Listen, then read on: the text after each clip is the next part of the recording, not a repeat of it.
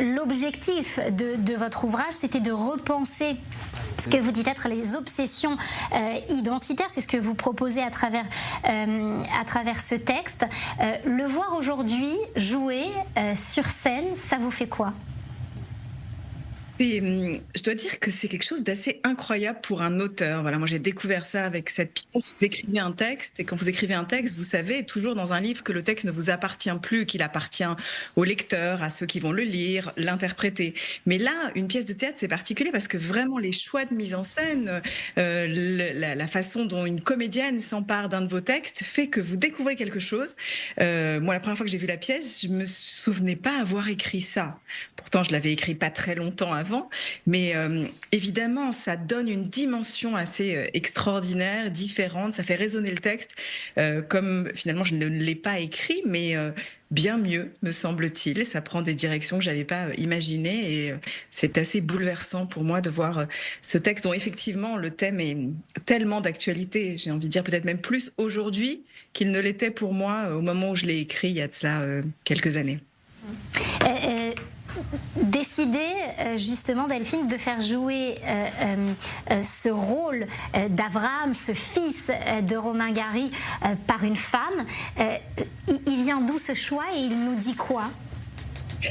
Au départ, quand j'ai écrit ce texte, je pensais qu'un homme éventuellement s'en emparerait ou le jouerait, mais c'est vrai que assez rapidement, en rencontrant Johanna, il m'a apparu que c'était la personne qui devait l'incarner. D'abord par sa personnalité, parce qu'elle est capable de jouer, d'incarner. Ceux qui ont déjà vu la pièce le savent. Elle a une palette, Johanna, de comédienne qui lui permet d'incarner à la fois l'extrême féminité, une certaine virilité, quelque chose qui correspond très bien au personnage auquel j'avais pensé, c'est-à-dire quelqu'un qui n'est pas coincé dans une seule identité, quelqu'un qui est dans un passage permanent. En fait, c'est intéressant, vous savez, le personnage d'Abraham dans la Bible n'est pas une femme, évidemment, mais il s'appelle le premier hébreu, et un hébreu, en hébreu, ivri, littéralement, c'est quelqu'un qui est dans un passage. C'est ça ce que ça signifie. Au hébreu, ivri, c'est la traversée, le passage. Et en fait, vraiment, Arnaud Aldiger et Johanna Nizar ont trouvé comment incarner ce passage dans la pièce, puisque c'est une sorte de métamorphose sur scène à laquelle on assiste. Alors, merci Delphine. Je vais donner justement la parole à Johanna à présent. Johanna, quand on demande, quand le metteur en scène vous demande d'interpréter le rôle d'un homme, mais avec cette question identitaire qui est là tout au long de la pièce, tout au long du livre, c'était naturel, c'est venu tout de suite, ou ça a demandé une certaine... comment on travaille justement ça, quand l'identité, c'est le thème même du rôle qu'on est en train de jouer ? Je crois qu'en fait avec Arnaud Aldiger, on a été tout de suite transporté dans la pensée de Delphine. C'est-à-dire que Delphine nous propose de la transformation dans la traversée, dans la lecture, et on s'est laissé traverser, on s'est laissé emporter par les monstres, par une convocation de fantômes, de voix, de transcendance aussi. Parce que je crois que Delphine, ces thèmes chers à son cœur, propose toujours au final une transcendance, quelque chose qui nous permet d'aller plus haut que soi, de nous élever. Et je crois que voilà, on est passé par... En fait, Delphine, quand elle m'a proposé ce texte, et nous l'a proposé avec Arnaud, elle m'a dit transgresse-moi. Et en fait, je crois qu'on a été à cet endroit-là, c'est-à-dire Delphine dit tout le temps qu'un livre ne demande qu'une chose, c'est d'être interprété, et je crois que c'est ça qu'on a essayé de mettre en marche. Voilà. C'est intéressant, Johanna, ce que vous dites, et là je me tourne à nouveau vers Delphine. Delphine, il y avait non pas la peur d'être trahi, mais une envie, d'une certaine façon, d'être trahi par Johanna et Arnaud dans cette aventure. Oui, parce que je crois que toutes les vraies transmissions passent par un subtil équilibre entre de la fidélité et de l'infidélité. Je crois que pour qu'une pièce puisse parler à d'autres, que ce soit des lecteurs ou des interprètes, il faut accepter qu'ils vont la traduire toujours dans une langue qui n'est pas la vôtre. Il y a quelque chose qui est un au-delà de mon univers, un au-delà de mon monde qui est proposé là, et qui donc doit m'échapper. doit ne plus m'appartenir. C'est pour ça que j'ai voulu dès le départ ne pas même assister aux répétitions, ne pas suivre trop ces réflexions de mise en scène, parce que je voulais pouvoir être complètement surprise. Et je n'ai pas été déçue, parce que je vous avoue que la première fois que j'ai vu la pièce, je suis presque tombée de ma chaise. Et j'adore l'idée, encore aujourd'hui, voilà, les gens qui découvrent la pièce souvent me disent voilà, qu'ils en sont ébouriffés, époustouflés. C'est une pièce qui a beaucoup de chutzpah, de culot. Plus encore, je trouve que mon texte, et c'est heureux. Et puis ça fait du bien, je trouve, en un temps où, et on le sait, et vous le savez d'autant mieux que moi, par le commentaire quotidien de l'actualité, on a du mal à prendre une distance sur ce qui nous arrive, on a du mal à être dans du second degré, on a du mal à rire tout court, et on a encore plus de mal à rire de soi. Et cette pièce cumule tout ça. Il y a beaucoup d'autodérision, du second degré, voilà, une possibilité de rire de ce qui nous arrive, ô combien tragique que soit cette réalité voilà, l'actualité. Il y a toujours eu une possibilité, et c'est une grande force de l'humour juif, je crois, qui est cette mise à distance de ce qui nous arrive, et une façon de reprendre la main sur ce qui se passe. Johanna, est-ce que vous qualifieriez cette pièce et votre jeu aussi de pièce très juive dans ce qu'elle a, comme le disait Delphine, de chutzpah, de culotté, dans ce qu'elle a de remise en question aussi,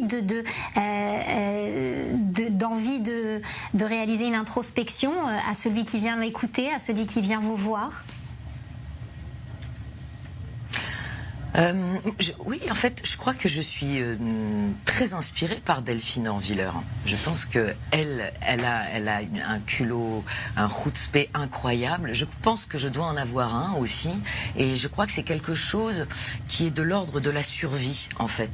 C'est-à-dire que monter à jarre, sans le savoir, on est au cœur de quelque chose. Et finalement, ce culot, cette audace-là, elle permet de voir les choses avec un espace, avec de l'air qui nous permet de poumonner, de rire encore, de continuer à rire, de continuer la joie, pour pouvoir traverser ces temps si difficiles. Et moi-même, aujourd'hui, je me retrouve tous les soirs face à des mots que je disais il y a 2 ans. Et aujourd'hui, ces mots-là sont traversés. C'est plus la même chose. Et en même temps, on continue à rire de ça. On continue à se sauver par le rire. Voilà. Oui. Oui. Delphine, je vous en prie. J'ai répondu à la question. Ce que dit Johanna est important, parce que je ne vous cache pas que cette pièce a commencé à jouer il y a un moment déjà. On a eu la chance de vivre une tournée un peu partout, mais on s'est beaucoup posé la question, en tout cas moi je me suis beaucoup posé la question de comment les mots de la pièce allaient résonner après le 7 octobre. Parce que c'est une chose de rire et de rire de soi, mais dans un temps de douleur très fort, vous êtes toujours poussé à vous demander, quand les gens rient dans la salle, est-ce qu'ils rient avec vous ou est-ce qu'ils rient de vous? Quel est donc ce rire qui résonne? Est-ce que c'est un rire un peu aigri ou méchant, ou alors est-ce que c'est le plein rire juif de l'autodérision qui doit pouvoir résonner? En fait, on s'est beaucoup interrogé là-dessus, et pour autant, je crois qu'il ne faut pas renoncer. Même si on ne sait jamais répondre complètement à cette question, il ne faut pas renoncer à faire résonner nos mots et à continuer d'être fidèle à ce qu'on a toujours été. Michael, une réaction à tout ce qui est dit, autant par Delphine que Johanna, parce que la question de l'identité, bien évidemment, et on en parle presque toutes les semaines autour de cette table et dans cette émission, elle est vibrante, elle peut être douloureuse aussi, comme le disait Delphine il y a un instant. Oui, c'est vrai. D'ailleurs, j'ai découvert, moi, à la fois le livre et il y a quelque temps le monologue, l'époustouflant, effectivement, spectacle et travail de la transformiste Johanna Lizar, qui vraiment épouse toutes les névroses, toutes les difficultés juives, et au fond, quand je voyais ce spectacle, je me disais d'abord, effectivement, comme vient de le dire Delphine, et on le dit souvent, le peuple juif n'est pas le peuple du livre, il est le peuple de l'interprétation du livre. Et ça, c'est effectivement, on le voit de plus prouvé. Et puis, ça me faisait penser aussi, avec toutes ces questions identitaires, à cette fameuse phrase aussi de Raymond Devos, qui disait, au fond, comment identifier identifier un doute avec certitude. Et de ce point de vue-là, je dirais, le travail qui est fait à travers tous les personnages de Johanna, on le voit très bien. Et c'est vrai que vous dites l'identité, c'est un mot qui est tellement utilisé par tout le monde. C'est une unité sociologique, c'est une unité de géographie, une unité administrative. On ne donne pas une carte de citoyenneté, on donne une carte d'identité. Donc de ce point de vue-là, même l'État s'est emporté, s'est saisi de cette notion qui renvoie à une appartenance, à la fois une unicité et à la fois une appartenance à une communauté. C'est là tout le hiatus et toutes les douleurs dans lesquelles ce mot s'inscrit, et le travail, le livre et la pièce qui ont été produites posent bien effectivement la douleur de ce mot, et surtout l'obsession de vouloir le même. C'est, je pense, quelque part ce qui nous arrive, ce qui peut sauver certains et ce qui peut provoquer aussi le chaos. Et c'est au fond une des tensions de cette époque.